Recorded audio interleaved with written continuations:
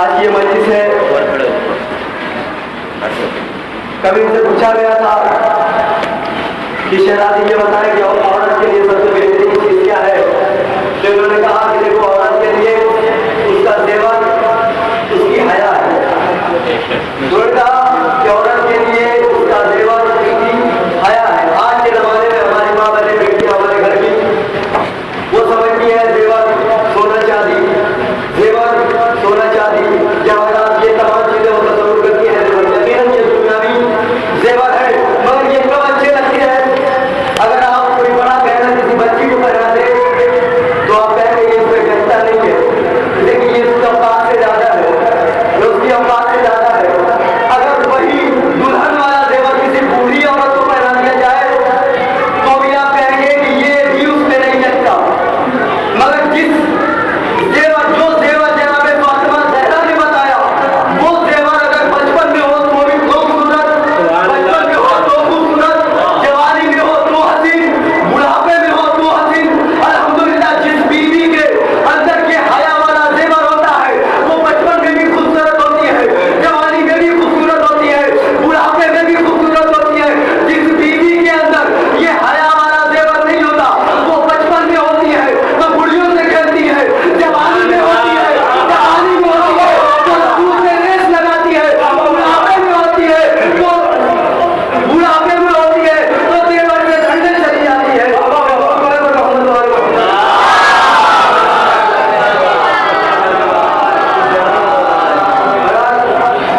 آخری دو شعر پھر اس کے بعد آپ کی خدمت میں مولانا کو پیش کرتا ہوں.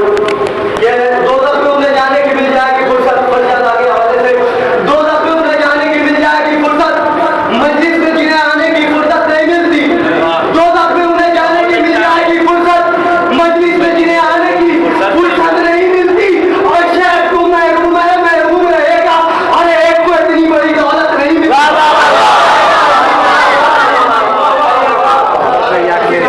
شیخ کے حوالے سے گزارش کروں گا مولانا مسعود کے خدمت میں میری مراد حاجی جناب مولانا حسن صاحب ان سے ہے کہ وہ ہے اور اپنے کلام سے اور اپنے بابرکت بیان سے سامنے کو نمبر کروائے ان کے سے بات یہ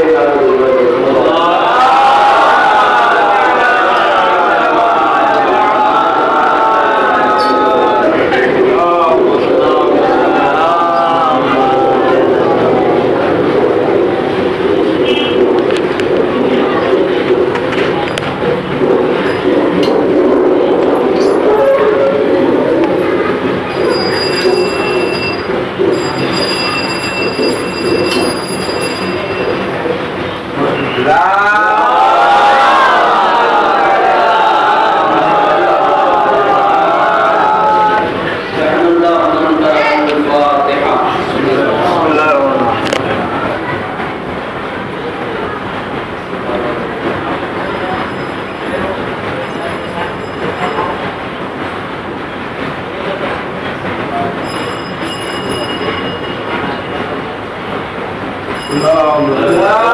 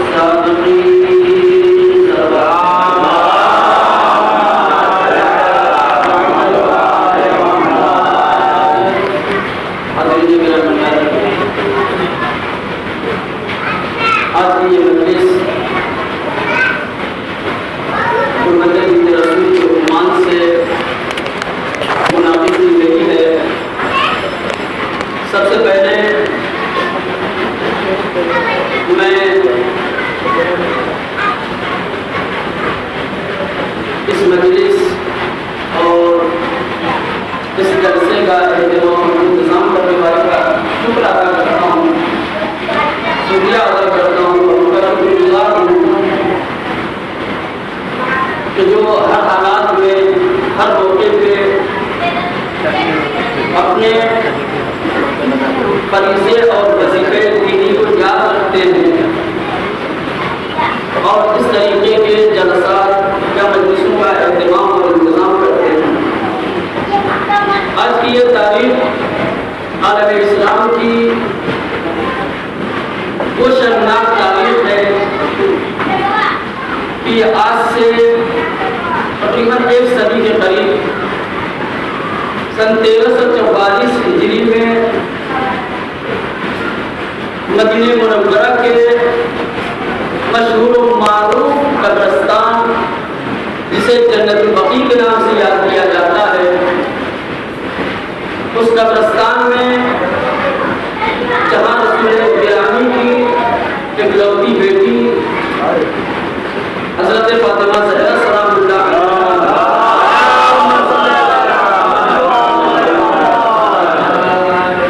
اور ان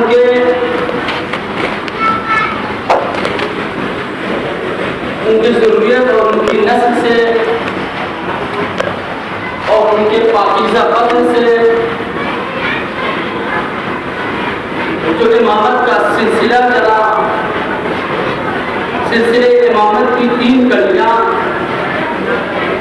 امام زین العابدین علیہ السلام، امام حضرت محمد باقر علیہ السلام اور امام جعفر صادق علیہ السلام،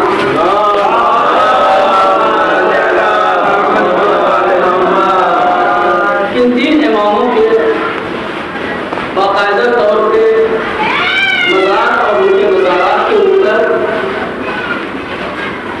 گنبد اور ساختمان اور سقف یعنی چھت وغیرہ تھی، اور اس کے علاوہ خود نبی کریم کے وفا اصحاب اور شہدائے بدر ان کی بھی قبریں اسی قبرستان میں آج بھی موجود ہیں، لیکن کچھ افکار باطلہ اور غلط عقیدے نے انسان کو جب گمراہ کیا اور اس مرحلے تک پہنچے کہ توحید کا شعار اور توحید کا پرچار اور اعلان کرتے ہوئے کہ ہم توحید پرست ہیں اور ہم صرف اور صرف توحید چاہتے ہیں، توحید کے نام پر توحید کے پرچار کے لیے اپنے ذوق ناقص میں توحید کو خالص بنانے کے لیے اس طریقے کا غلط رویہ اختیار کیا گیا کہ نبی کریم کی بیٹی ائمہ کے مزارات کے اوپر جو ساختمان جو بنیادیں تھی، جو سقف وغیرہ تھے، جو کبے تھے، جو گنبد تھے، ان کو یہ کہہ کر کے مسمار کر دیا گیا کہ یہ مقامات، یہ کبے، یہ قبروں کے اوپر بنیادیں، ساختمانیں، یہ توحید کے سلسلے میں توحید میں رکاوٹ ہے، اور نہیں یہ کہ صرف توحید کے سلسلے میں رکاوٹیں ہیں بلکہ یہ توحید کے منافی بھی ہیں۔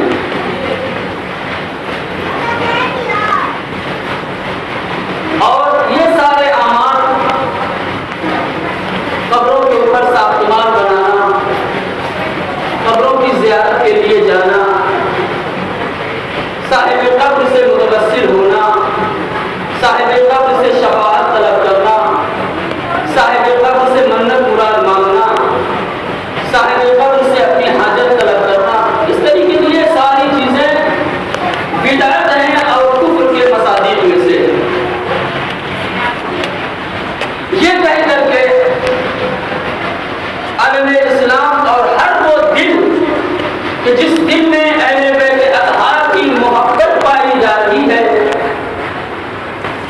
ان دلوں کو جنت البقیع کے مزارات کو اور ان کے اوپر بنائے گئے قبوں کو منہدم کر کے ہر اس دل کو ٹھیس پہنچائی گئی۔ عالم اسلام سے سوال یہ ہے کہ آیا واقعاً آپ توحید کے علمبردار ہیں؟ آیا واقعاً آپ توحید خالص چاہتے ہیں؟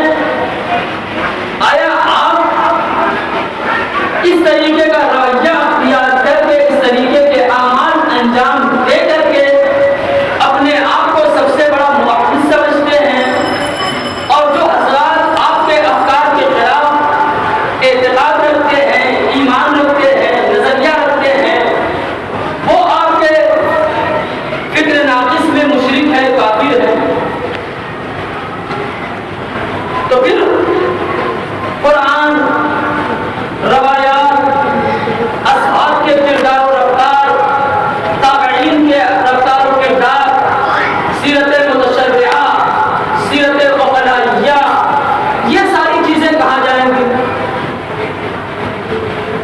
اسلام ایک ایسا دین ہے، اسلام ایک ایسا مذہب ہے کہ جس دین اور جس مذہب کی بنیاد نبی کریم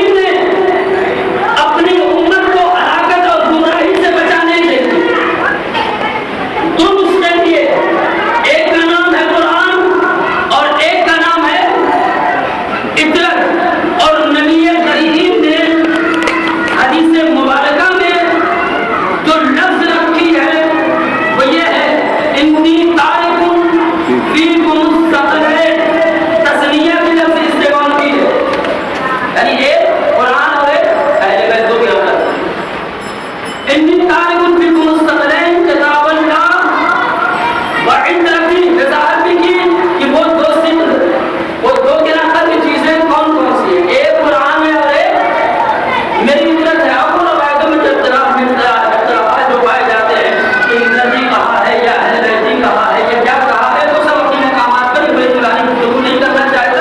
बस एक दो बातें आज की तारीख की मुनासिबत से आप हज़रात के ज़हन तक और आलम इस्लाम का गुज़ार करना चाहता हूँ। नबी करीम ने दो गिराफ़त चीज़ है, और ये दो गिराफ़त चीज़ें नबी करीम ने इसलिए छोड़ी है कि इनका तवज्जुह और इनसे वाबस्तगी उम्मत इस्लाम को गुमराही और हलाकत से बचाने के लिए, अगर ये दो चीजें हलाकतों से बचाने का सबब है, आलम इस्लाम को गुमराही से बचाने के लिए हैं, तो अब सवाल ये है कि आया आलम इस्लाम में ज़लालत और गुमराही इस वक्त पाई जा रही है या नहीं? पाई जा रही है या नहीं? बोलते रहे मेरे साथ, मैं सिर्फ एक तरफा गुफ्तगू करने का आदी नहीं हूँ। मैं ये चाहता हूँ मेरे सामने मेरे साथ बोलते रहे। आज आलम इस्लाम में गुमराही पाई जा रही है या नहीं? भाई अगर गुमराही न पाई जाती तो एक फिरके वाला दूसरे फिरके वाले को मुशरिक क्यों कहता? अगर गुमराही पाई जाती तो एक मजहब वाला दूसरे मजहब वाले के ऊपर शिर्क का फतवा क्यों लगाता? अगर गुमराही न पाई जाती तो एक फिरके वाला दूसरे वाले फिरके के अमल को बिदअत क्यों कहता? ये बिदअत के अल्फाज, ये मुशरिक का फतवा, ये कुफ्र के इल्जामात इस बात के बयन सबूत हैं कि उम्मत मुस्लिमा के अंदर इख्तिलाफात पाए जा रहे हैं। और अगर उम्मत मुस्लिमा के अंदर इख्तिलाफात पाए जा रहे हैं तो फिर ये मानना पड़ेगा कि उम्मत मुस्लिमा नबी करीम के लिए हुए नुस्खों से वाबस्ता नहीं है। करीम के लिए हुए नुस्खों से वाबस्ता होती तो फिर ये गुमराही ना पाई जाती। आपको हलाकत से बचाना है, गुमराही से बचाना है, तो क्या करना? ये